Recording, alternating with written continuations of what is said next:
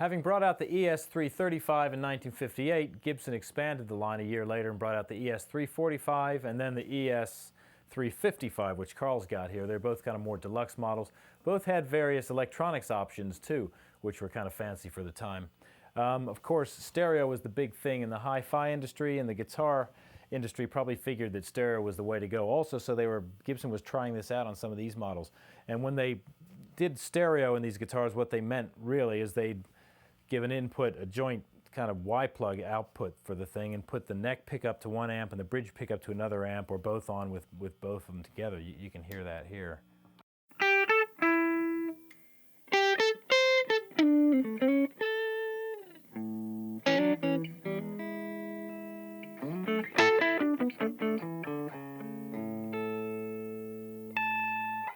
Which is kind of a fun idea, and you could EQ the amps differently or use different amps.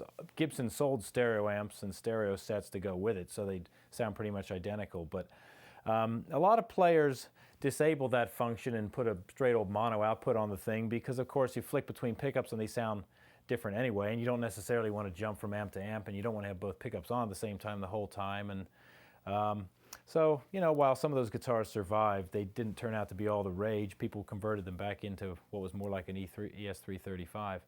This guitar also has a Veritone switch on it, which is a 6-way switch that brings in different capacitors to give you different tonal settings.